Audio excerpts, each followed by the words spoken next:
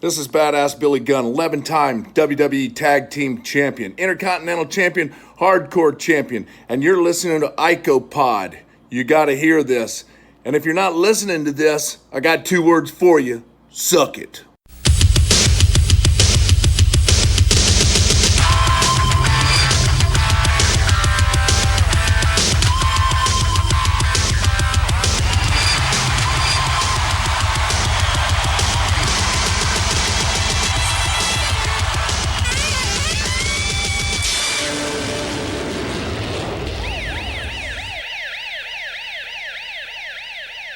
And we're back with episode 77 of IcoPod. I'm Bob Conley Jr. And with me, as always, is Austin Skinner. Austin, how you doing this week? Storming onto the airwaves as if it was the gates of Area 51. Here is IcoPod, the wrestling podcast. You got to hear it. That's all, folks. Thanks for coming in this week. Yep. That wraps up episode 77. Make sure you tune it. Speaking of number 77, I got a little trivia question here for you, Bob. Okay. What James Bond movie, what is the title of the James Bond movie that came out in the year 1977? GoldenEye. Oh, very incorrect. I'm going to go with, okay, it's not GoldenEye. It's going to be Gone Another Day. Oh, no. Born Again. Born Ultimatum. Yikes. Jason Bourne. So it was actually The Spy Who Loved Me. For all The those Spy Who Shagged Me. I knew it. Close. Yeah, close.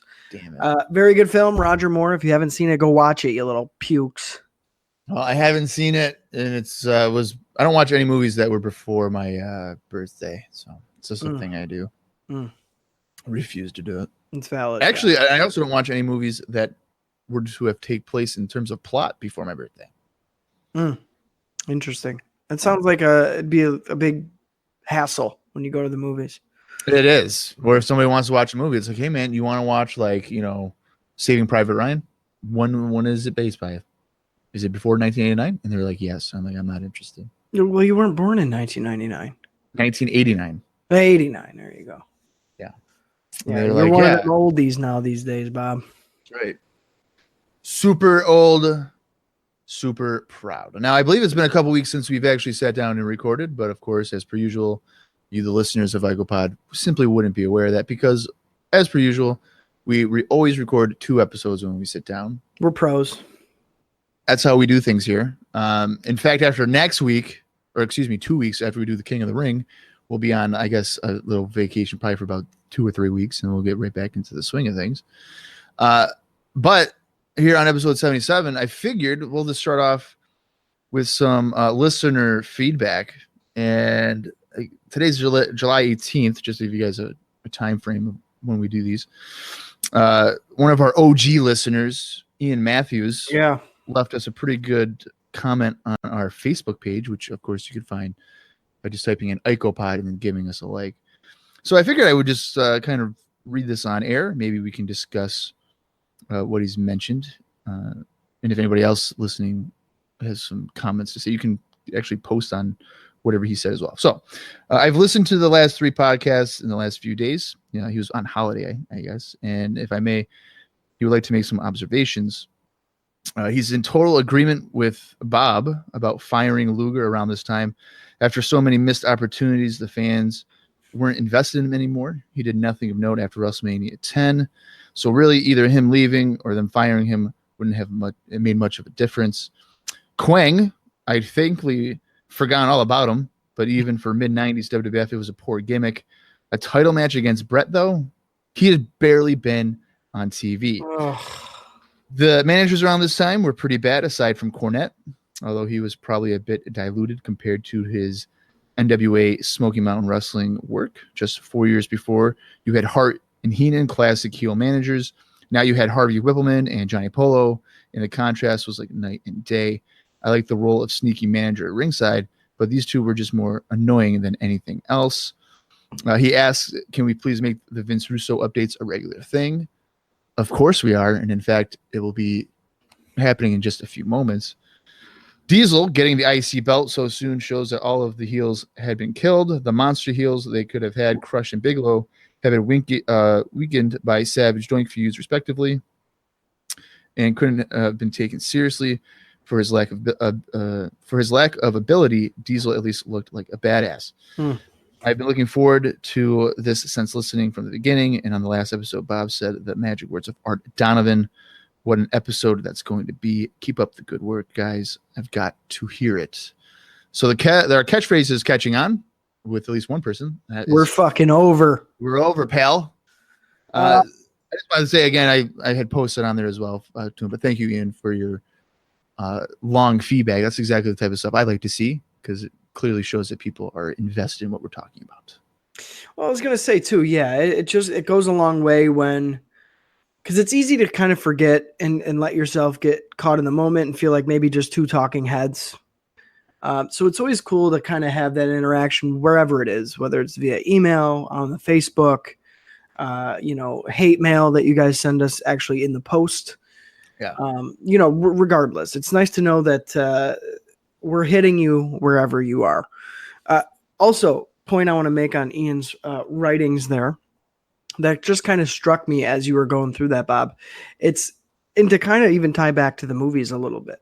You go from the 1980s with, huge blockbuster action stars, in the 1980s of huge blockbuster managers, the great managers. And then you go to the made-for-TV 1990s, and you get the made-for-TV action movies and the made-for-TV managers. I feel like it's very similar in that way. Just the quality isn't there. They want it to be. They kind of make it a little bit close, but it's not enough. Like, you see right through it. And that's what it kind of feels like to me. And I think he's absolutely correct. When you make that comparison, the managers only enhanced and made the match feel more important. They didn't take away. I feel like where we're at right now, 8 times out of 10, they're taken away from what's going on in the ring, the story that's trying to be told in the ring. So I applaud him for making that observation, but I wanted to definitely piggyback on that and kind of definitely agree. Even with most of his points, I mean, I still don't think Lex should be fired. But would it hurt WWF? I mean, no. So I know you and Ian are on the same page, Bob. I'm still fighting that one.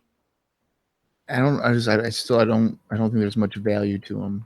I just don't know. At least not in the role of what they're trying to do. No. Well, there is one thing you can do with them. But even then, but even if you do that, there's still not great value, because I'm glad you actually bring this up now, because I didn't want to forget the point. When a good guy were to turn heel, and he's not an accomplished babyface, his heel turn is automatically already like stale. Exactly. It's more effective when a babyface is actually accomplished and is doing something well, and then turns heel. Right. But if you have a guy, like a move out of necessity, you know what I mean? It feels like completely out of nowhere. Like, dude, what the fuck? Yeah, because if somebody doesn't care about a babyface when they're supposed to cheer for him, they certainly aren't going to cheer or boo him when they're supposed to hate him, because he's already kind of just, he's a loser. He doesn't win anything. So what's the point? You know what I mean? Right. Which is an example of someone else, but in a role reversal that we'll talk about a little bit later. A guy that we both at one point liked, but have kind of jumped off the ship. Of course, I'm sure everybody knows what we're talking about, but we'll wait to get to that. But let's get into a Vince Russo update. How about this? You guys ready? The losers. Yeah. Talk about like whether he's good or bad. No one gives a shit about this gentleman. So before getting on the air here, I figured, hey, like, what's Vince Russo up to? This is the guy again that thinks that WWE and AEW are one of the same. Doesn't understand stock and like investments, because again, if AEW was in fact part of WWE, people who are investing their money into the company via stock would have to be told, because it's a publicly traded company similar to XFL. So Austin, I'm going to send you 2 links. Oh boy, 2. Because as many of our listeners will know, Vince Russo has kind of gone on a career path change from a former accomplished writer to now a artist. Mediocre at best. Mediocre at best. Mike Campbell pointed out to me that, and I had remembered hearing about this, like Jim Cornette would read the scripts for TNA and there'd be misspelled words in it, which I think is hilarious when your job is to be a writer and you're not using the proper forms of there or whatever. Mm-hmm. So here's the first one I'm going to send you, and I'm not going to tell you what it is. Do you want me to open it immediately? Yeah, why not? So I'm going to send it to you in our little chat thing here. Okay. Hopefully, a long one. Hopefully you got that. Okay, let's see here. We're going back to good old eBay. Oh, you've got to be shitting me. This is real. Did he really paint this? Yeah, he did. I want to point out now the previous paintings had been like getting up to like $700 worth of like bids. This one, and I'm still not going to mention what it is until a little bit later here. This one is still at the original, I believe the original price of $125, and this has been up for at least 5 days. Actually, let me look at the one bid and make sure that's actually correct. There's 11 people looking at it. Yeah, so it is in fact. There's been no difference. It's been on longer than 5 days. It's been on since July 10th. So for 8 days, there's been one bid, and it's just the same bid. There is literally nothing good about this piece of work here. Right. So let's just do like a slow build for this one. This is a popular band. They actually appeared on WCW television in the late 90s. And it's not wrestling related really at all, as far as members or anything. Right. This band, in fact, also had a character dedicated to the band on television. One of maybe arguably the worst characters in wrestling history. Do you want to reveal just who he drew? There is 4 members of this band. They all wear face paint. And apparently they all are dying of cancer in this depiction. Because, ladies and gentlemen, what I currently have open on my computer screen, eBay, Vince Russo, an original oil painting, the band known as Kiss. And if there's anything shittier than the band known as Kiss, it's this fucking painting right here. I don't even know. So it's on a blank gray background. That's it. Just which I don't like. Horrible. Especially considering he used like black and other forms of gray. Literally. So it's a plain gray background with seemingly 4 floating heads, because there's no bodies attached. There's no shading. There's no nothing. So it's just heads and necks, I guess. It's not even like cartoon style. It's like he tried to get details and like couldn't. So he was forced to go in this direction. Literally horrible. This looks like if you're in middle school and you doodle on the back of your agenda, these are what the heads look like. Like these little doodles where you're like, you haven't hit puberty yet. So you don't really know, the jawline of a man. So you don't know how to draw one. So you just do ovals and just roll with that. And then you do a little mark in the middle of the chin. So hey, there's your definition, the butt chin there for you. Well, but also like their eyes are super small. Oh my God. On every head. Every single one. Tiny. Every head. It's very scary. It doesn't look good at all. The Gene Simmons isn't horrible, I guess. But I wouldn't I wouldn't pay $20 for this shit. Yeah. Let alone $125. And I think it's absolutely hilarious that the original bid hasn't moved. So maybe old Picasso is starting to lose his flavor on eBay. It's the rise and fall of Vince Russo's painting career. Yeah. That is the fall right there. Yeah, it would appear that it's a 16 by 20 painting, so it's a pretty decent size. Pretty big, yeah. Apparently, he was inspired to do this because, as he describes here in the description, it's one of Russo's favorite rock bands ever growing up. So, and I'm gonna gain some more enemies because everybody hates me anyway. I'm already the heel on this show. well, of course you are, but and also you want to point out, like, how do you not do like the red tongue? Like, Pop it, yeah. Just pop them. Maybe he doesn't have that skill yet. Yeah. No, going back to what I was saying, I am going to gain some heel heat here because if your favorite band is Kiss, get out of my face. Fuck Kiss. Fuck every song they ever made. Fuck their face paint and fuck their pyro at their concerts. Fuck Kiss. There you go. I said it. Okay? Somebody had to. Yeah, I mean, my favorite, not even a band, I guess, but favorite group is Outkast. Who the fuck? I'm not sorry, Miss Jackson. Okay, well, Sorry, Miss we're Jackson. going rock band. Led Zeppelin is probably the greatest of all time. I know. Well, Outkast is not a rock band. No, Outkast is not. What about Linkin Park? Okay, well, I'll take that over Kiss. So, okay. All right, let's see number 2. I'm ready. That one. Yeah, here comes the second one, and oh boy, I don't know if this is any better, but we'll find out. Ready? Here we go. Sending it to you right now. Oh boy, here we fucking go. Dynamic duo.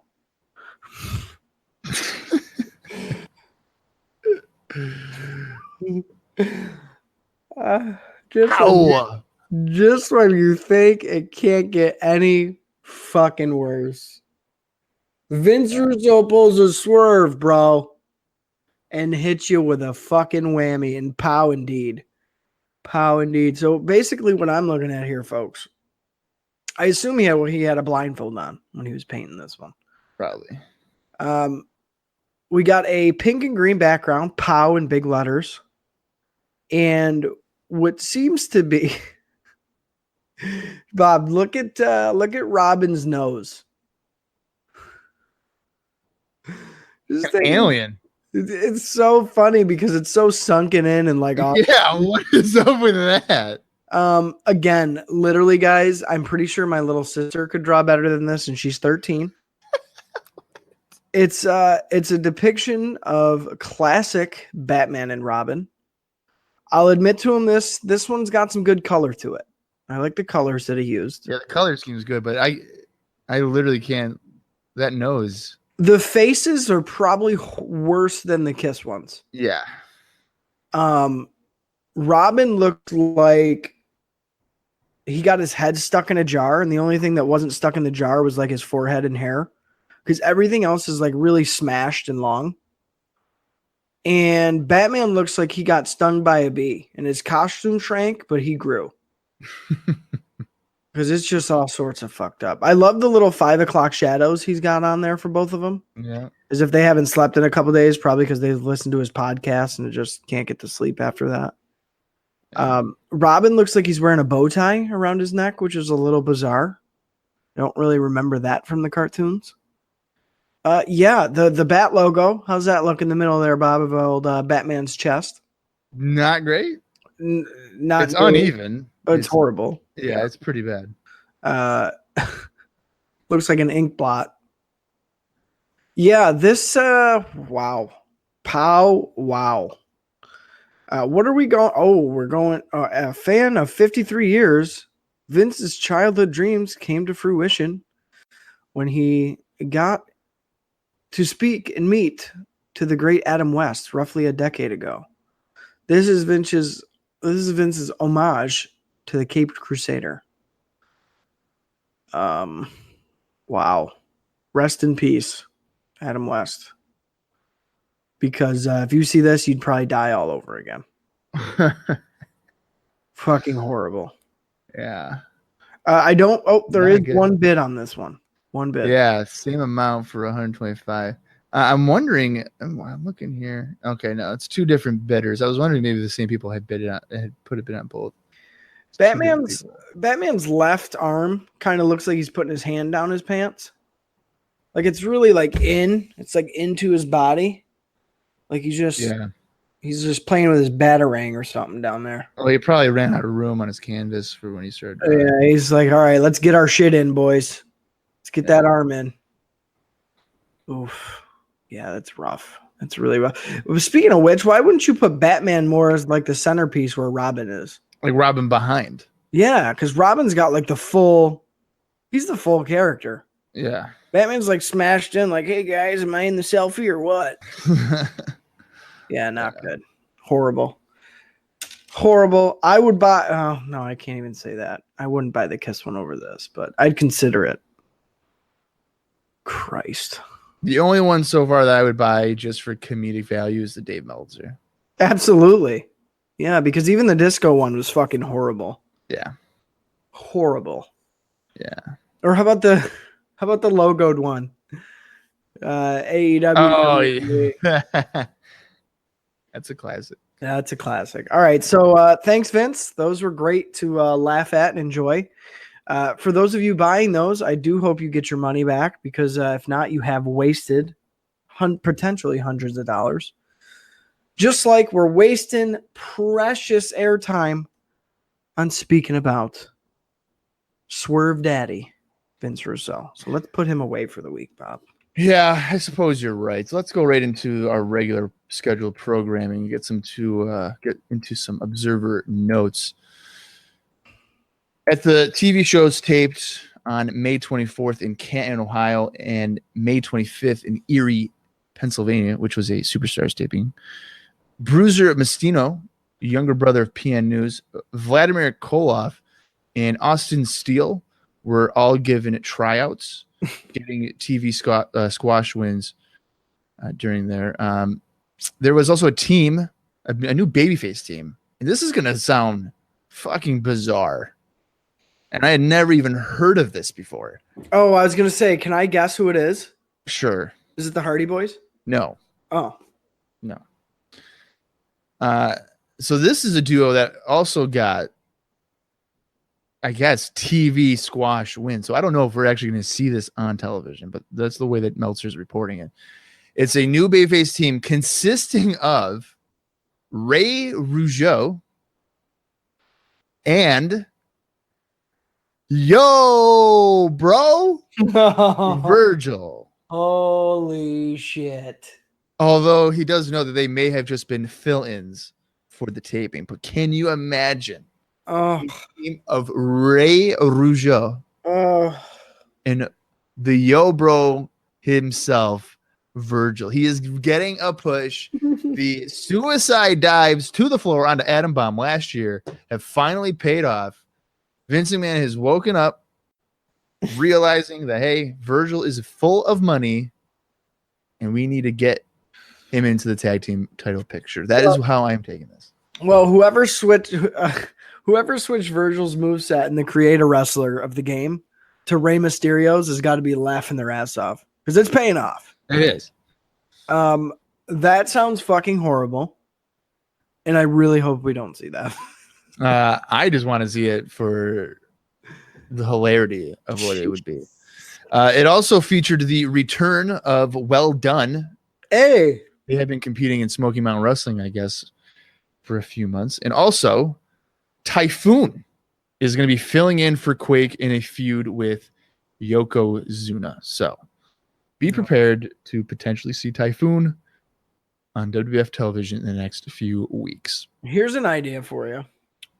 Why not team up Well Done with Billy and Bart and call them Well Gun? Well Gun. Wow. That is okay. Carry tough. on, Bob. Wow.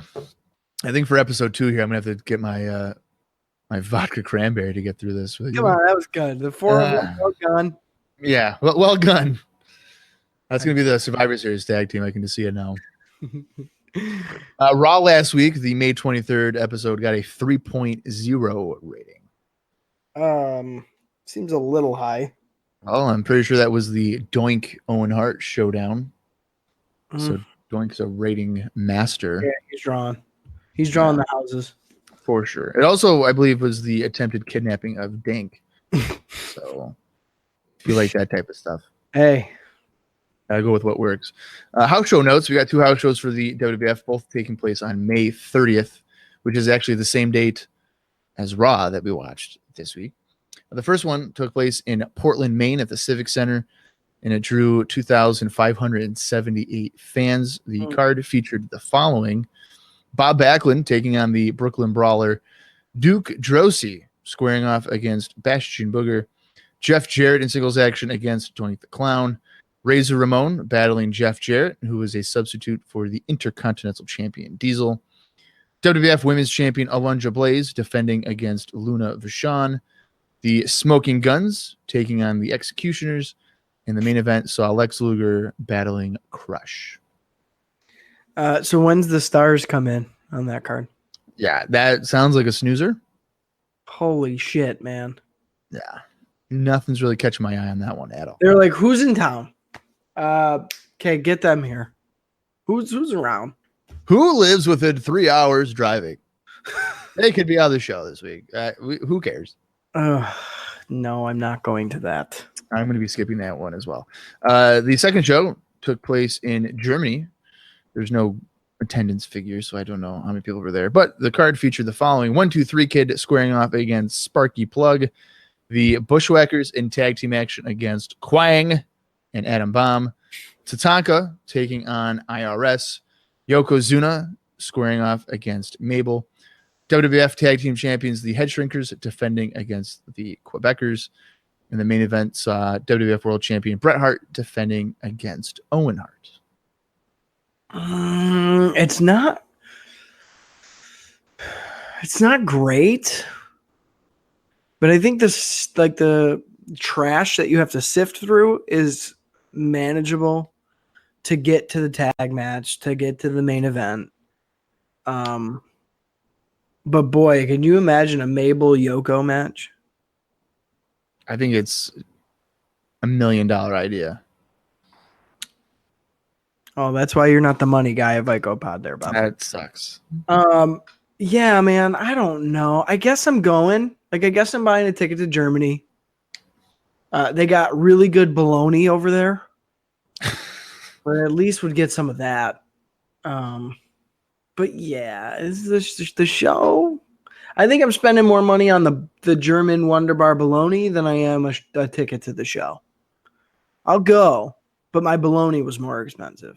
Yeah, so you went for the bologna. You'll just stay for the show then. There you go. I think I would check it out. The only one that's really bad is the Bushwhackers, so maybe then I'll go get the bologna. Oh, okay, yeah. I can do it. Yeah. Tatanka IRS, who knows? That will probably just be nothing but wrestles. Yeah. But Yokozuna and Mabel could be a fun train wreck. And then, and then you got your 2 big matches for the titles. So, yeah, we're going to be chomping on a stick of bologna for those, so we'll be happy. Yeah. Hopefully, I would get a stomach ache like around the Bushwhackers match. Yeah. So maybe I got like the bologna before the show. I'm good for Kid Plug. Yeah.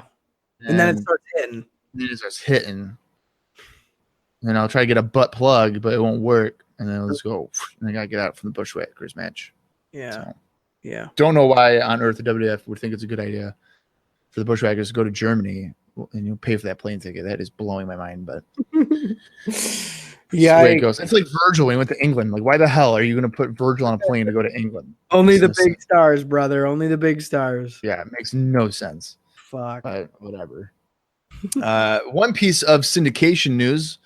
I believe this is the final King of the Ring qualifying match. Aside from, is it? No, actually, it's the second to last. Right. We'll have one on Raw. Yes. It is the 1-2-3 Kid taking on Adam Bomb. I'll just do a quick rundown here of the action. Bomb works over Kid early on with the knee lift and rams him headfirst into the corner. Kid gets tossed across the ring and Bomb falls up with a clothesline. Bomb catches Kid and delivers a backbreaker. He gets a near fall following a snap suplex. Kid backdrops a charging Bomb over the top to the floor. He goes for a slingshot dive, but Bomb catches him and slams him on the floor. Kid gets distracted by Harvey Whippleman, and Bomb keeps control of the bout. Bomb crouches himself on the middle rope after Kid avoided a splash. Kid nails Bomb with a spinning heel kick, but only gets a 2 on the cover. Kid hits a crossbody off the top, but the referee's again distracted by Harvey. Bomb drives Kid down with a side slam. At this point, Quang comes down to the ring and tells Bomb to pick Kid up. So naturally, Quang accidentally spits green mist into Bomb's face, and Kid is able to roll up Bomb for the win. And then shockingly, Kid gets some quick pyro for the win. You would think maybe he had just pinned Andre the Giant. Don't know why that was involved at all. But it happened. It was all right action-wise for it was, but it looks like with Quang's involvement, Mr. Adam Bomb might be switching to the good side. What did you think of the match? What do you think about Quang's involvement and a potential tease for Bomb probably getting pissed off at the masked guy and then feuding? There's a lot to unpack here, so I'm going to kind of start right from the top. First of all, Bomb's making his way to the ring with Harvey. I'm thinking fucking great. Like, how has he not gotten rid of this guy yet? Yeah. No reaction. Staler than fucking 4-week-old bread. Just nothing. Also, here to kind of note as like an overall note, I feel like 1-2-3 Kid has not been as offensively impressive as of late. I don't know if he's working through an injury or if he's, mentally something's going on. I just feel like we really haven't seen too much from 1-2-3 Kid lately. He did have a knee injury in like January, right? Like after the Quebecers title switch? Yes. And he came back pretty quick in February, so he might have like a lingering effect of that. Yeah, so something's off with 1-2-3 Kid, and I've noticed that like the last 1 or 2 times we've seen him, he's kind of just not fully the 1-2-3 Kid we've come to expect at this point. So I wanted to make that note. Bomb's putting the beating on Kid early as expected. I did want Bomb to go over, but I knew match quality wise we'd be better off with 1-2-3 Kid in the tournament. Of course, plus there's no way they're putting in Adam Bomb over 1-2-3 Kid at this point, unfortunately. King brought up a disagreement between Quang and Bomb off camera. So I thought that was a nice little seed to be planted there because, of course, like Bob said, we do get kind of the screwed finish. I don't know, man. It's just like, okay, so here's where I'm at. If it means more Adam Bomb on TV, sign me up for a face turn. Sounds good. But realistically, does a mutant man from 3 Mile Island or whatever need to be a face? I don't think so. I feel like I should be scared of him. Yeah, but I don't even know if they've really kind of focused on that anymore either. Well, he's just back to being a regular guy. Yeah. Oh, it's just Adam Bomb. They kind of dropped the whole mutant thing. Yeah. It's so, like I said, it's so stale. You know what I mean? There's just nothing. There's no flavor there. It's very vanilla. My issue is similar with Lex Luger. Is that Adam Bomb hasn't done jack shit for the last 6 or 7 months. Yeah. And to then kind of shift him into a babyface role. Realistically, if I'm a fan, if I'm a kid, sure, he's turning on potentially Quang and Harvey Whippleman, who are somehow at a lower rank than Adam Bomb. Right.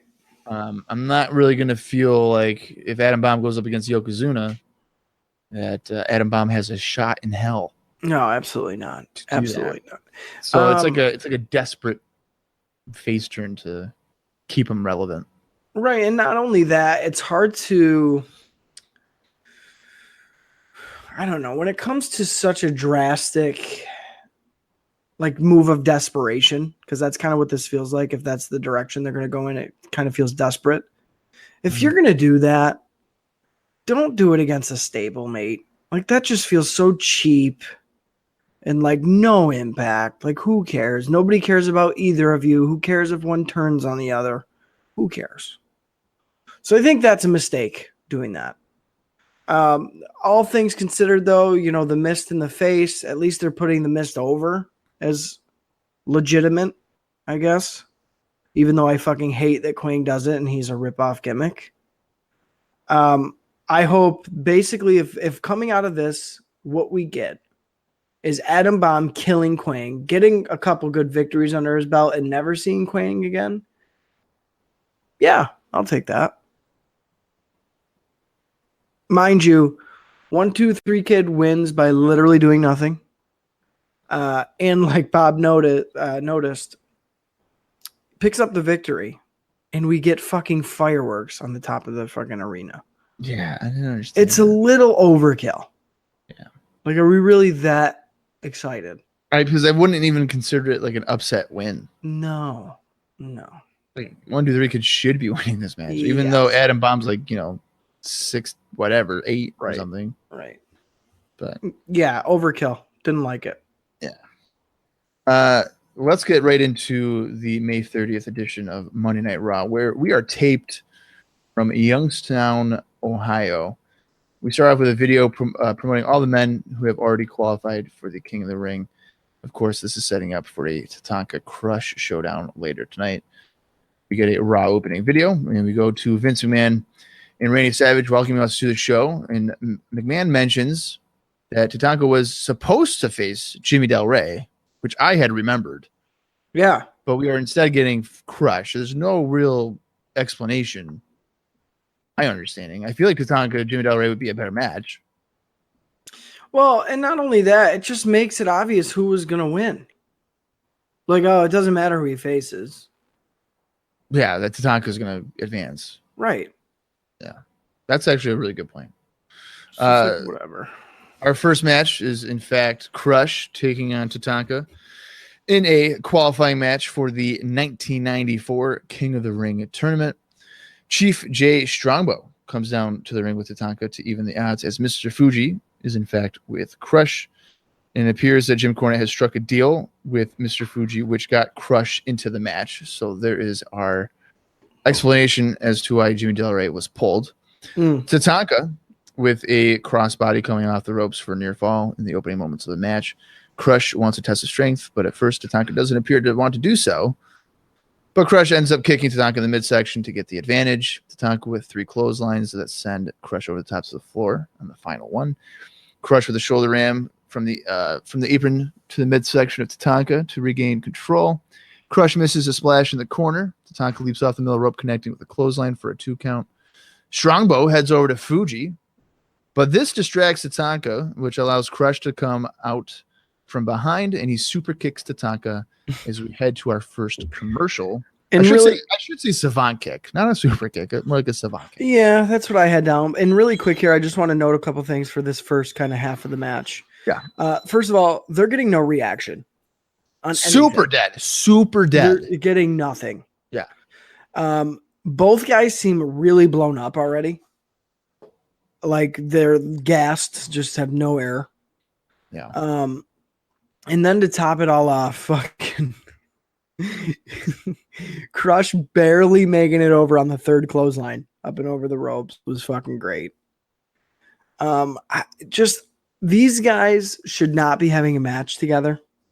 I don't think that whoever's leading, regardless of who it was out of the 2 of them, is going to make this any good. I don't think they have that chemistry.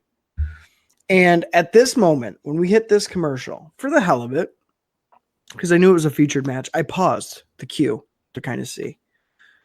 The fucking white dot was so far over right for how long this match was. I was pissed.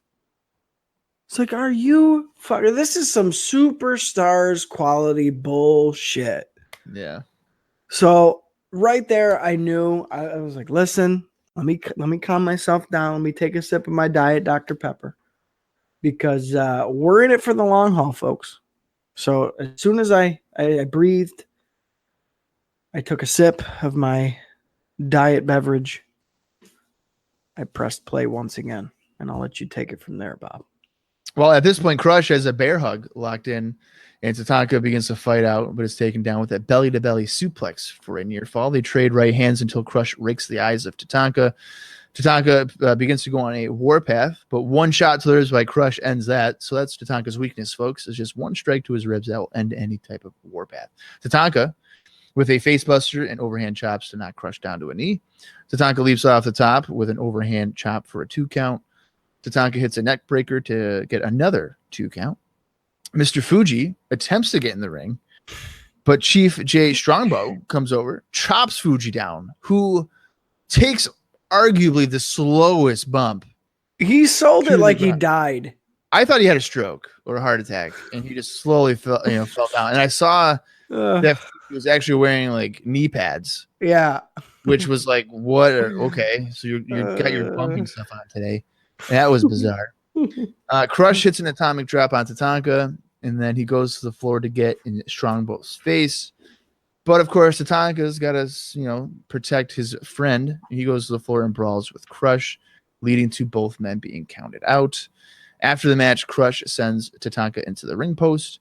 Tatanka rolls into the ring and brawls with Crush until a few referees come on down and they break them up. So for this being the final King of the Ring qualifying match, it ends in a double countout. So technically, neither man will be advancing into the 1994 King of the Ring tournament.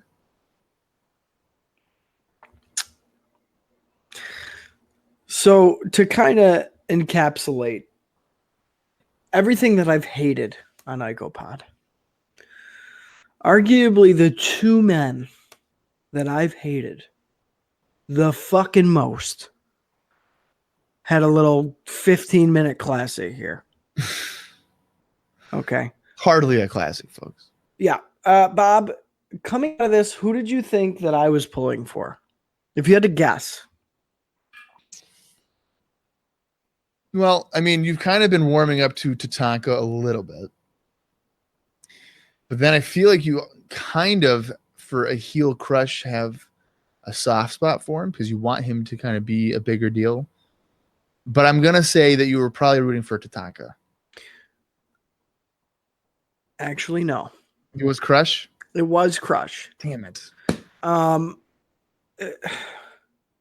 I don't know why, because I know Crush ain't going to have better matches than Tatanka in the tournament. We fucking know that. Oh, yeah. I really just kind of wanted Crush to get a definitive win here. I think he fucking deserves it. After a character fucking murder, double homicide, suicide at this point. Holy fuck, man. Well, in Crush, winning here would be a good way to try to reestablish what him a as boost. Yeah. Absolutely. I mean, sure, Tatanka's lost a few matches now. Right. He's definitely on the downswing, but yeah, he's still like a pretty decent character. Yeah. In terms of not draw, but credibility. Still a decent amount of steam. Yeah. So, with that said, I'll admit I didn't hate the finish because I wasn't expecting it.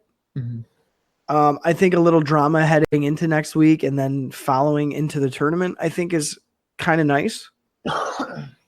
I don't want to see a rematch though. I don't. I'm good with the one because, like you said, you were like, "Holy shit, this is taking forever." I don't want that again. No. So that's the only thing I'm kind of bummed about. This match was a yawn completely. It when I start up a Raw and I get ready to sit down, I get my notes open, I'm ready to go, and I'm taken out of the game first match. I'm like, oh shit, man. If I'm already pausing, like, holy fuck, when's the next dot on the queue line? That ain't good. So with that said, we got what we got. They're already hyping up, what's Jack Tunney going to say about this sort of thing. Yeah. Which, I mean, last year, they did something similar last year with Perfect and Perfect, Doink, right? yes, yeah. Yes. That's stupid. Like, why do that 2 years in a row? Exactly. Yeah, so it just doesn't really have much impact. We're gonna get Jack Tunney's gonna come on and say, let's do a rematch. It's got to be a winner. I think it'd be really cool if just randomly they were like, "Hey, we're gonna insert this guy and he's in the tournament now." Fuck you. I would like that a lot. I don't know who I'd want him to pick. Jimmy Del Rey. That'd be kind of cool. I'd be down for that. And then Jim Cornette can turn face and be like, Fuji, you didn't read it. It said that if nobody wins, Del Rey goes in automatically. That'd be good. That'd be funny. That'd be funny. Holy shit. Yeah, just And you know what, too? That's another thing that bums me out because I was looking forward to Del Rey kind of being a wild card, even in a match with Tatanka, let alone if he made it to the tournament, which, of course, we knew he wasn't going to. He wouldn't, but he would have bumped really good for Tatanka. Probably. Yeah. I was looking forward to that match, surprising to say. So we got what we got here. Again, I didn't hate the finish. I like a little taste of drama. But not looking forward to what that means for us as fans, having to sit through and watch more of that probably next week. Yeah, it's probably not going to be all that much fun. Yeah. I didn't enjoy this either. It's not like horrific, but it's not horrible. It's not horrible, but it's pretty fucking boring. It's boring. Yeah, way too long of a match. They worked this like it was a house show live. Yes, completely. Let's go into the King of the Ring report with Todd Pettengill. Pettengill says that some officials are trying to get in contact with WWF President Jack Tunney on a ruling on how to fill the King of the Ring since there was a double count out. And, of course, he goes over the card for King of the Ring, and I'll just run that down pretty quickly here. Bret Hart defends the WWF World Championship against WWF Intercontinental Champion Diesel. Of course, only the World Championship is on the line. Jerry Lawler will be in singles action against Roddy Piper. We got another video with Roddy Piper. He's petting his dog on the back of a truck. Piper says that he wouldn't want to be a king, even if he could. He says that Oregon is a tough place to live. He doesn't want to do any trash talking. He just wants to help the kids. Yeah, I think one of my favorite lines is he calls him Jerry the King Liar. I kind of like that. It's not creative at all. No. But I liked it because it kind of came out of nowhere. These little videos that Piper's sending in feel like a Dawson's Creek fucking extra that they had to cut from TV, where it's like the weird dad who's like living in his heyday still, but he's like the weird dad and he's not in his heyday anymore. Yeah. Just like talking to himself out in the truck with the dog. It's like, Dad, what are you doing? Nothing, son. Nothing. I'm doing it for the kids. I'm reminiscing. You know, back in my day, Jerry Lawler, I didn't do any trash talking. I let my actions talk for me. Come on, champ, let's go in the house. Have some dinner, some porridge, because we live in Oregon. Come on. It's tough out there. See y'all later. See you folks later. A tough place to live in Oregon. Fucking horrible, dude. Come on. What happened to Piper? At least he was boxing in the YMCA last time we saw him. Yeah. Fuck. He shaved too, didn't he? Like he was clean shaven? Yeah, he was clean shaven. Yeah. So another match here is WWF World Tag Team Champions, the Head Shrinkers defending against Yokozuna and Crush. And then your King of the Ring tournament brackets are IRS taking on Mabel, Razor Ramon taking on Bam Bam Bigelow. Jeff Jarrett will be taking on 1-2-3 Kid. And Owen Hart will be taking on TBD. And that's not an abbreviation for anybody. It is just to be determined. Owen Hart cuts a promo saying that, hey, what the hell, man? They both lost. So, like, I should get a bye. So, like, do the right thing, Tunney. I shouldn't have to fight anybody. That was obviously way pre-taped because Owen had nothing to go on. 100%. Nothing. They were like to talk about. Yeah, they're probably like, hey, Owen, double count out. Don't even use the guys' names because we don't know who's in there yet. Yeah. Let's go with it. Horrible. That's pretty much what happened. Vince McMahon and Randy Savage discuss what Jack Tunney should do regarding Crush and Tatanka. Of course, Savage says they should both have to wrestle again. They should be in another match against each other. We go to footage from WWF Superstars where Ted DiBiase is at a funeral parlor. DiBiase says that it smells a lot like money, and he takes out some cash. DiBiase believes that the Undertaker has a price of $1 million man, and he is convinced that he will have possession of the Undertaker once again. DiBiase says that all the other WWF wrestlers will be resting in peace. Now, of course, Brother Love really is the guy that brought Undertaker in the first place. But Taker had like a brief kind of alliance of sorts with DiBiase in terms of the series team. Yes. So this is just a matter of DiBiase trying to rekindle that. So what do you think of this new development? I believe has been materializing for about 2 weeks now that DiBiase is in fact going to try to get the Undertaker. I want to hate it more than I do. Positivity, love it. I did enjoy this little segment. I thought Ted pulled it off pretty well. I don't like the idea of anything to do with Undertaker and Ted DiBiase. I don't like the idea of a possible manager deal, a fucking tag team, a fucking stable.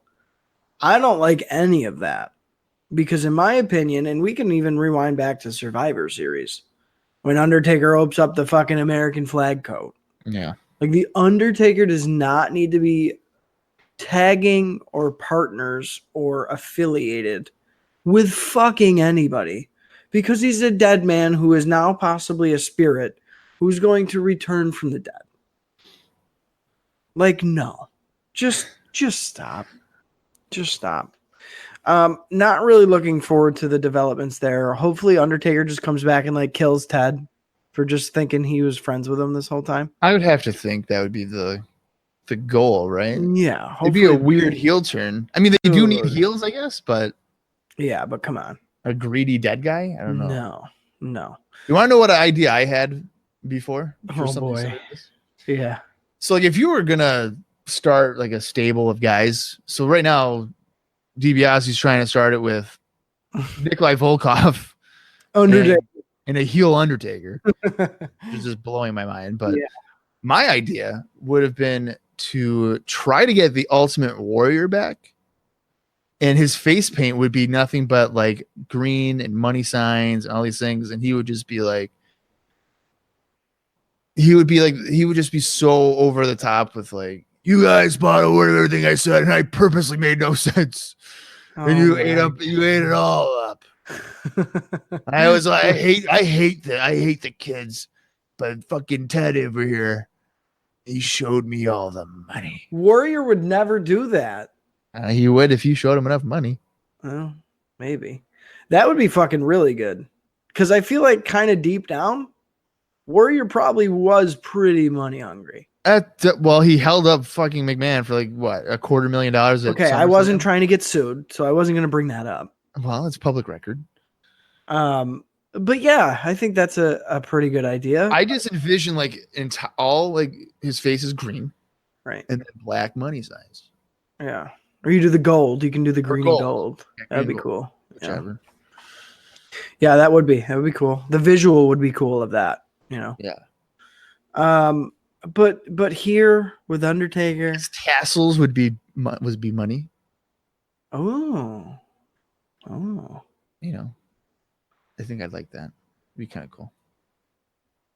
Where would he? Oh, he could paint the tuxedo on his body instead of the big warrior or like the big warrior face paint. Just paint the whole tuxedo on there. Yeah. Just fucking kill it. Yeah, and or even like, you know how like the paint I'm thinking you're talking about on his chest, just make that somehow just cash. Yeah. Or you know what you could do? You could just be like, checking account, right? And then have like $4 million. Savings account was like $22 million. You know, the fans, I don't give a shit. Zero. Oh shit. Or like, you know, you do that and then on the back it could be like, it's all your guys' money. That's why I have it all and you got nothing. Either that or have him like out in the front rows all the time trying to shill his comic book to everybody. I know you want to buy this. That'd be fucking annoying as shit. You're gonna buy this. That would even probably piss off Jerry Lawler. He'd probably be like, dude, I'm the comic guy. Face turn for Jerry Lawler. I draw way better than you do. Against the Warrior. Yeah, of course. Yes, I love it. But we'll see where the Undertaker decides to align himself. Is he going to align with the fans, or is he going to align with DiBiase and a poor man, Nikolai Volkov? Use your brain here, folks. Tune in to find out. But let's continue on with the show. Oh, I got a what if question for you. Go ahead. What if Todd Pettengill wasn't a complete fucking dork and didn't wear 6 gold bracelets? I see. It's a very good question. I feel like every time he does a King of the Ring report, he looks more and more ridiculous. He's got like another gold bracelet on. I think he's doing it on purpose at this point. Is he trying to look like a Razor 1980s, or like cocaine dealer?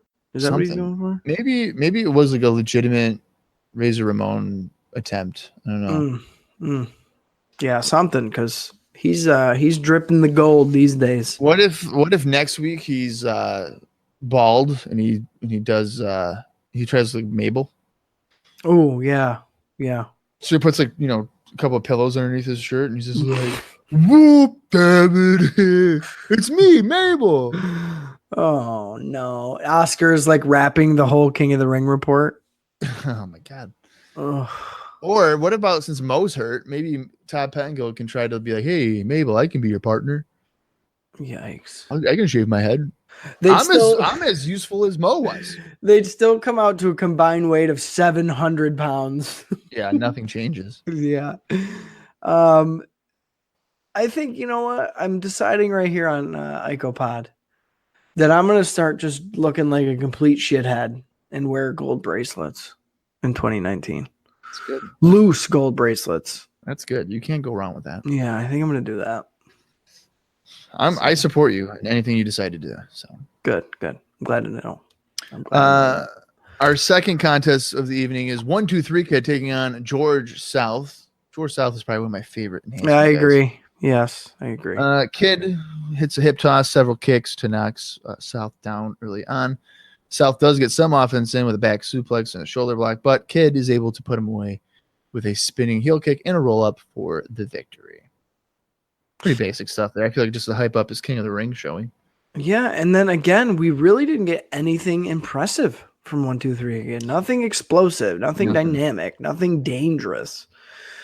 Really, really basic. He gets him with a Mahi straw cradle. It's nice and quick. Doesn't really need to be anything else. And we also did get a Razor Ramon IcoPod. Yeah, that's right. They plugged IcoPod on Raw. No, a Razor Ramon Ico Pro ad here. It's the same one we've seen before. I'm surprised they haven't filmed any new ones in like months. I bet you they're probably like not gonna re-up their agreement or something. I mean, so they have Bret, Razor, Tatanka, Luger, Steiners. The Steiners are like gone, so it's really 4. Yeah. I don't even know. And not to mention though, too, touching on that again. I think we've mentioned it on the podcast before, but I'm pretty sure that Ico Pro made you shit your pants as soon as you took it. So people stopped buying it. But yeah, there you go. So we did get that in there. I know Bob wasn't going to note it, so I had to. That's correct. There you go. I was not going to note it. But what I will note is that up next, King's Court with Jerry Lawler is next. Lawler tells the fans that they aren't worthy of the King's Court, and he pokes fun of the age of Bret Hart's parents. Of course, this brings out WWF World Champion Bret Hart, and he comes out to a good reaction from the crowd. Lawler reminds Hart of last year's King of the Ring, where Hart did win the tournament, but was attacked by Lawler. Lawler informs Hart that he has 2 other guests this week. Those guests turned out to be WWF Intercontinental Champion Diesel and Shawn Michaels. Hart tells Diesel that he has his respect for him and that Diesel will find out why he is the best there is, the best there was, and the best there ever will be. Diesel tells Hart that he will endure very intense pain. And at this point, Michaels sucker punches Hart, which allows Diesel to powerbomb Hart. Lawler and Michaels stomp on Bret for a few moments until several referees run into the ring and stop the attack. Pretty basic stuff here. This angle doesn't have a lot of heat behind it. They're really relying on a champion versus champion angle. I did kind of find it funny how Bret was like, you have my respect, Diesel. You know, Diesel really, aside from like one match, hasn't done much of anything. And then Diesel was like, well, you're going to endure a lot of pain. I was like, okay. I don't know how that establishes itself. The powerbomb was a nice touch to, I guess, show the fans that Diesel could hit the move and everything, but don't really buy into it at all that Diesel could potentially win the championship. I am just not seeing that happen at all. Believe it or not, I liked this segment. It wasn't a bad segment, but You don't feel like it accomplished much. everything is so quick. Yeah. Like this angle has kind of came out of nowhere. If this was the first thing that they did instead of like the last thing, Yes. and then I might have a different opinion on it because you're establishing the feud right from the get-go. Before it was like Diesel was saying, I'm coming for the gold, Bret. Right.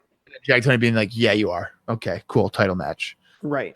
If they had justified it by having this action to warrant a feud and a title match instead of Diesel just being the Intercontinental champion, being number one contender, then I'd be like, oh, all right, cool. I can get behind this.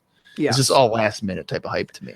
I agree. This does feel like an idea. They were like, shit, we probably should have done this sooner, but I guess we'll do it now, sort of thing. Yeah. I do like that Sean was kind of taking a back seat in this segment and like kind of letting Diesel shine a little bit, even though he promises Bret Hart VIP treatment from him. Very intense pain, as Bob said. Like, fuck that. That's fucking horrible. I just don't like that he's still working the bouncer gimmick. Like, you're Diesel now. You're your own thing. Like, just be your own guy.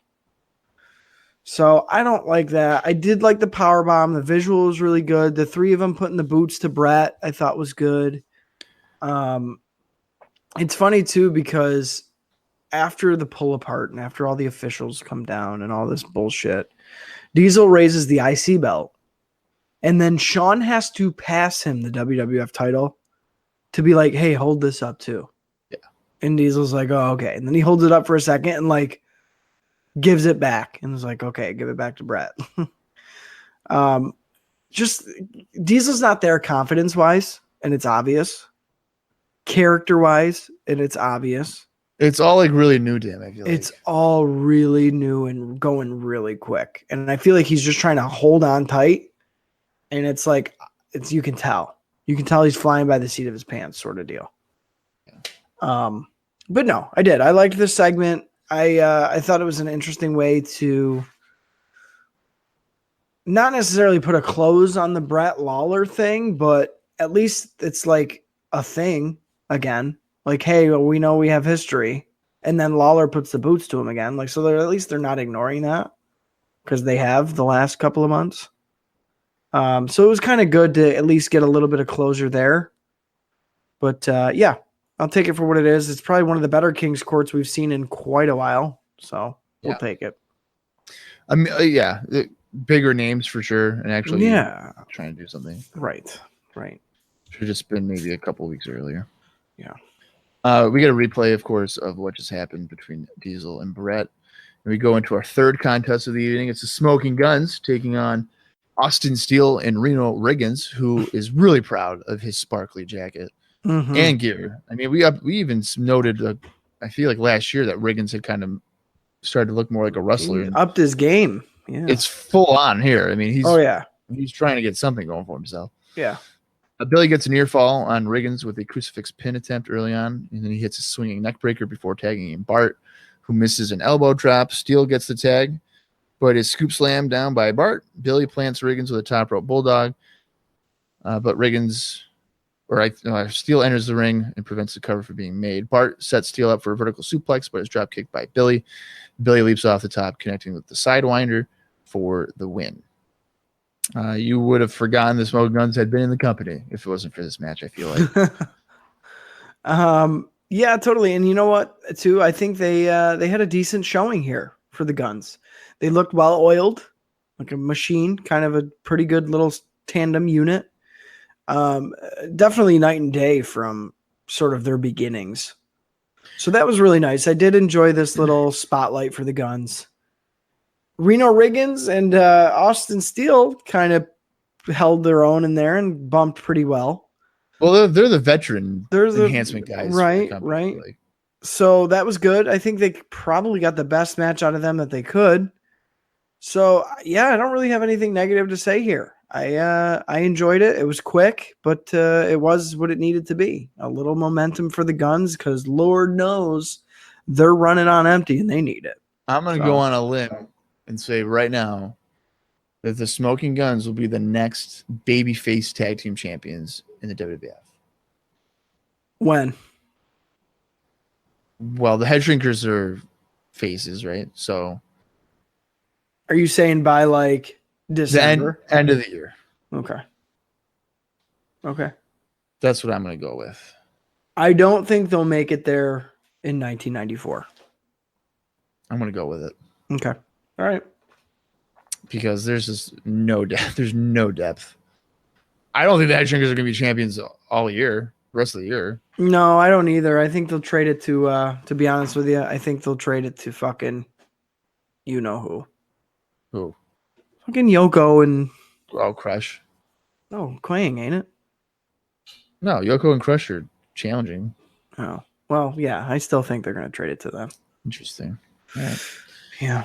Todd Pengill says that Jack Tunney has determined that Tatanka and Crush will in fact compete again in a King of the Ring qualifying match, and this will happen next week.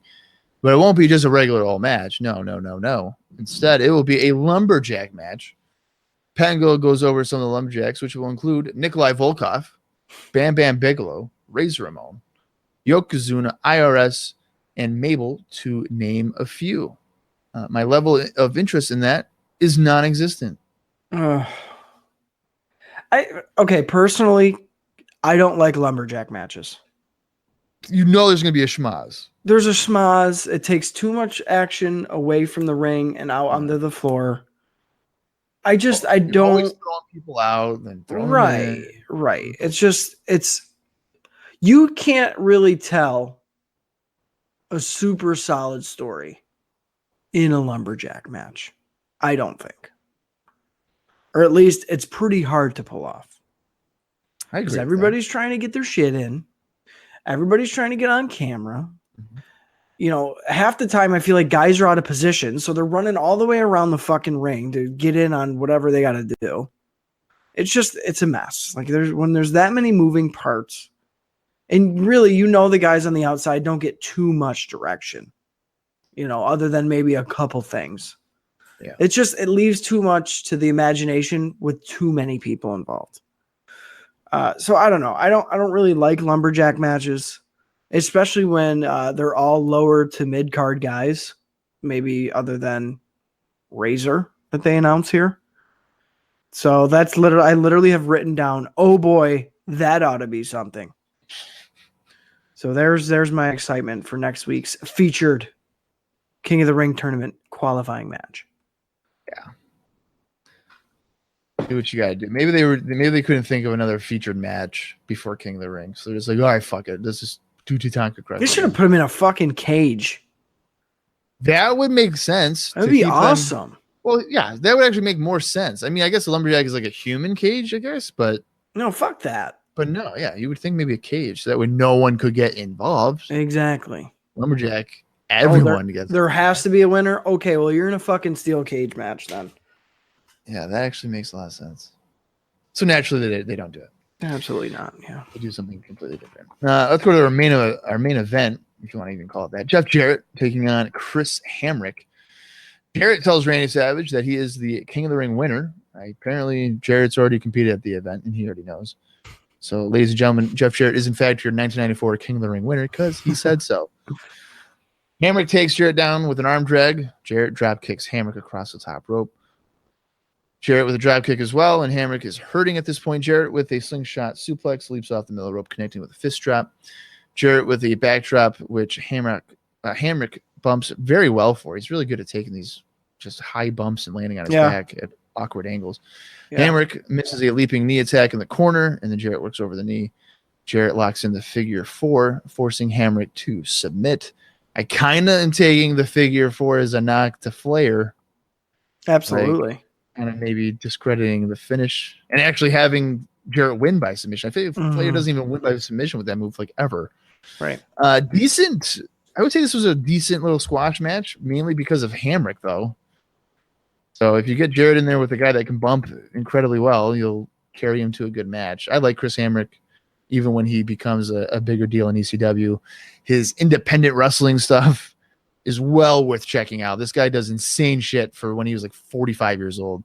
Like people really need to see it for like IWA Mid-South or International Wrestling Cartel, various things like that in like the mid 2000s. He did some spectacular shit, and to be honest with you, seeing it, if he were to be 20 or 30 years old today, he would be a huge star in the indies and probably in AEW doing stupid shit. So interesting. I think I'm pretty solid in saying all that. I think Hamrick, ability wise, well ahead of his time for what the crowd would have wanted. Now, promos probably not the greatest, but if you just let him do, I mean, this is a guy, I don't want to go on too much off the thing here, but this is a guy that would do top rope fall away slam, but like land on a suplex type of shit. Okay. Or like okay. There was one show that I watched recently where he goes up top and a guy, I think CW Anderson trips him up, and the way that he lands for like a tree of woe, and he torqued his knee to a point where you're like, this motherfucker tore his ACL. Okay. And they're selling it like he fucking did for sure. And then it turns out it was just a fake injury angle. And I'm like, this is a show from 2002. And I'm like, that is the best fake injury I've ever seen in my entire life. Because I was for sure convinced he had killed his knee. Like he was done. Yeah. And he was just like, nah, man, just kidding. I'll take my check in the mail. For like, come on. Yeah. So shout out to Chris Hamrick, because that guy deserves some much more praise and recognition for the shit that he did. Probably not for a lot of money either at the time, but. Well, and to be fair here, Bob, I've never heard his name before this match. Well, you need to, and if I can, I'll pass along some shit that I'm talking about, because him and Tracy Smothers has Southern Comfort on the indies from like 2003 to 2005. The shit that Chris Hamrick would do is like, what are you doing? Why? In front of other people? Yeah, probably no more than 500, probably. Right. Like just insane stuff, and he's just like super casual about it. I mean, he was doing stuff in front of IWA Mid-South fans that was like probably 20 people. Yeah, literally, yeah. And it's just like, holy shit, this guy's doing insane spots. Put him in a freaking arena with 20,000 people, I would have been terrified to know what the hell he would have done. Fuck. Yeah, just to get back to on the horse here as far as Jeff Jarrett, sorry. This match. First of all, Jeff Jarrett looks like Valentine's Day threw up on him with his outfit here this week. So he was walking in the dollar store. They had all the Valentine stuff on discount because we're in May. And he just must have fell into the shelf or something and like just came out that way. It's like a red, white, pink attire. Just stupid. Horrible. Savage and Vince during this one, just to kind of set the stage for you here. They're talking about the Arsenio Hall show and his final episodes. They're plugging USA movies. They don't give a fuck about the match. Vince asked Savage if Jeff reminded him of Barney Rubble in the recent Flintstone movie that had come out around this time. Savage says he'd say so. So they're burying Jeff here as far as looks, which good, because fucking I am too. Looks like a nerd. But as far as in-ring stuff, again, Jeff looking a little bit more impressive this week. And I do agree with Bob in saying that I think it was more so the guy that he was in there with was really selling for him. We did get a doink chant during this match, which, good Lord, that ain't a good sign. So looks like Jeff Jarrett officially has the stink of the clown ingrained into his skin, because no matter what outfit he has on, doink seems to follow. So that's not good for Jeff Jarrett. Submission victory, I didn't mind. I like it better than the little fist drop thing he does or whatever. So I didn't hate that, and I do agree with Bob. I do think that that's more or less probably a shot to one Nature Boy Ric Flair. And Vince is screaming on commentary as we fade to commercial that he wants Jeff Jarrett to sing a song. He's going insane about the fact that Jeff has won The lights are up, and now he wants him to sing a song. So that's what I'm thinking we're getting as we go into a commercial break here. We come back. Jeff is still celebrating in the ring. Music's playing, and I'm just waiting. I'm like, all right, we're going to get a fucking smash single right here on Monday Night Raw. And we don't. That's it. It's like, oh, fuck. So they teased it. We get no singing. And I was pissed. In terms of finishers, I kind of prefer the jumping DDT that he had been doing, I think in late 93 a couple of times. I wasn't a big fan of the fist drop just because that's usually Lawler's move in Memphis. It's so boring. I fucking hate that. Yeah. But the figure four though could, potentially tie into if you want to move him up the card with Jeff or with Bret Hart. Yes. That's what I was thinking too. That could be a slow build for that too. Sure. He's gotta get that doink stank off of him first. Oh man. And that's not something you just wash off with soap, brother. No, that's a couple of washes. With like tomato sauce, trying to get that stench off. Yeah. Yes. It's gonna be a minute. Shit's stuck on you. Yeah. Vince McMahon and Randy Savage go over next week's show. Tatanka will, of course, be taking on Crush in a lumberjack match, with the winner entering the King of the Ring tournament. And then we go to Jerry Lawler, and he reveals his guest for next week's King's Court. Mm-hmm. He says that his guest is from Scotland, wears a dress, and has a T-shirt that says Hot Rod. So take a wild guess as to who could potentially be on King's Court next week.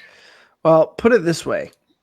I knew as soon as he was explaining this character that it in fact was not going to be Roddy Piper. Well, of course not. So what the fuck, man? Yeah. If we get a little midget Roddy Piper, I'm going to be fucking pissed. That would probably be the go-to move. I mean, we've had that's a go-to move. We've had Dink. We've had like a mini Macho Man. Yes. Yeah, they like to use little people. So that's what I'm expecting here, and it's either that or it's going to be some J Brown. Yeah, it's not going to be right. Roddy Piper is not about to appear on Raw. Roddy Piper signed to show up at King of the Ring, and that's fucking it. That is all. Yeah, nothing more. Right. That wraps up the program for this week for Raw. I would say it was a average episode. Yeah. Raw.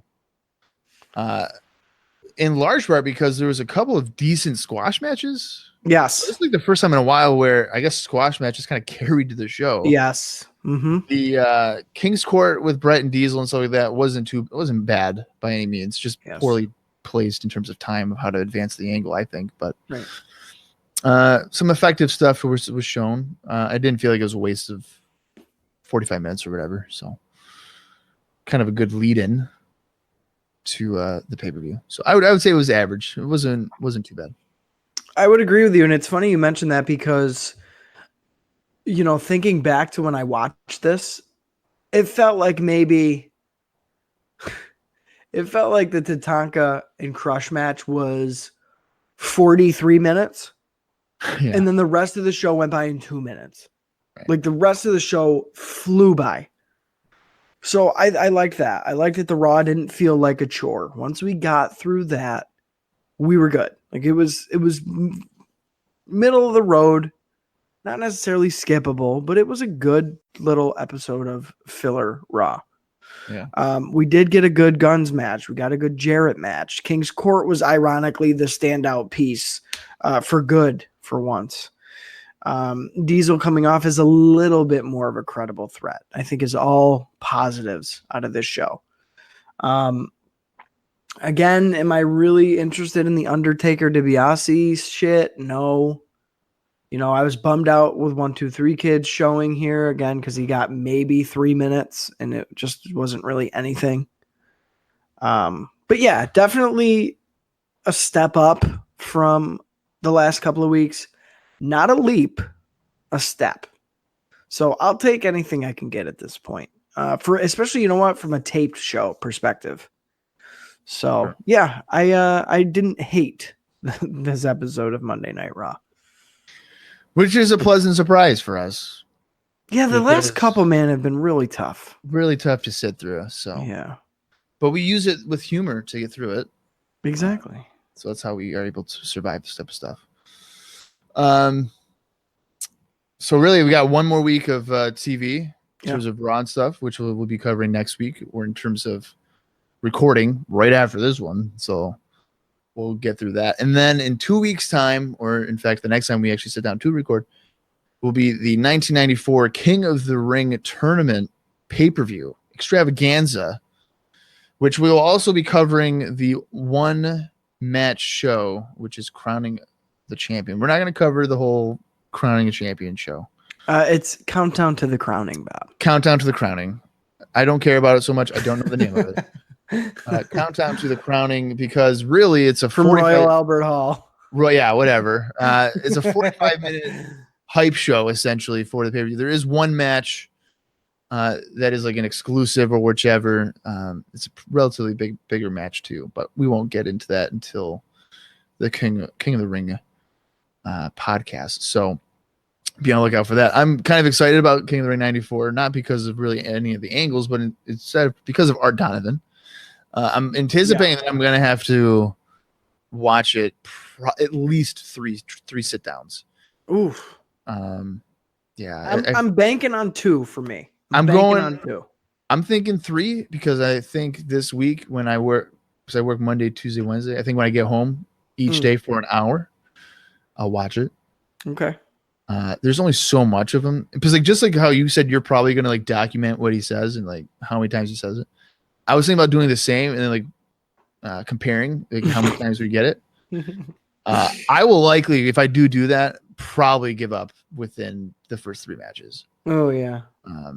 Because it is pretty brutal. But I'm definitely going to keep a tally of how many times I'm going to keep a tally of how many times he says the word wait or weigh. I'm going to keep a tally. who's this guy, Gorilla? How much does this guy weigh, Gorilla? Do you think that hurts, Gorilla? If you ever need a guy to expose the business, just have Art Donovan on your account. It's unlike, if you've never seen it, it is unlike anything you've ever heard before. For sure. And if you're one of those casual fans who might still watch even today, and you think Michael Cole or Corey Graves or fucking Renee Young are bad, please do us all a favor and go back and watch the King of the Ring 1994 and just press play and turn up the TV nice and loud and get back to us, because it's arguably the worst. It's definitely the worst guest commentary that I can think of, but it's arguably the worst commentary that I, off the top of my head, can recall. You know what? I kind of disagree with you. I think the worst guest commentary or whatever, but they hired him to be like legitimate. It was Mike Adamy. I was gonna say that. I know he actually has like legitimate like. That's kind of why. That's kind of why I didn't. He has like bad memory. He has like memory loss or something. Yeah. But boy, that he was on, like, didn't they have him on Raw for a little bit? Raw, SmackDown, yeah. I know they moved him to ECW too. ECW is just brutal. Yeah. Really, really bad. Well, or Jay Sully. Remember Jay Sully too? When I was in Orlando, we watched that ECW show for like 12 seconds. Yeah. There was Jay Sully. He was fucking awful too. Really, yeah. Really, that's fair too. Yeah. But yeah, I would say as far as guest commentating goes, oof, it's up there. Art Donovan is a legend, not because he's famous, but because he's infamous. That's right. So get ready for that, man. I almost wish that was a live episode that we were doing. But I'm going to have a really, really good time watching I mean, we could. We could make it a live watch and just have the volume up instead of doing notes. I'm not opposed to that. Well, we'll see. We'll talk about it, but man, oh man, We'll that shit's gonna be fun. We might be changing it up, folks. We might be doing a live watch of the King of the Ring 94. I'll watch it on my laptop. That way I can hear shit. Maybe we can put a vote up. Let it go up for the next week. Let's see what happens. Oh yeah, we could do that. Let's see what happens. Good. Yeah. But yeah, I mean, it's gonna be a fun watch, not because of why it should be fun, but we'll get into it. We'll get into it. That'll be interesting. Yeah. All right, you got anything else for episode 77? I think that wraps it up, and nobody does it better to tie it back to our 1977 James Bond reference. I think we've hit our peak here on this episode. Well, terrific. Be sure to go to the Redbubble store, buy a t-shirt. I'm the only one that's bought a t-shirt. Super happy about it. Austin said he was going to buy one. Never did. Has yet. I'm going to. Yeah, bet you are. That's fine. Shit. They ship it out pretty quickly, so represent IcoPod. Support us. We're poor. I'm about to lose my job probably. It's not a big deal. I might be lying. It's whatever. For Austin Skinner, I'm Bob Collins Jr., and this has been a wonderful, really expensive episode of IcoPod. You gotta buy a t-shirt.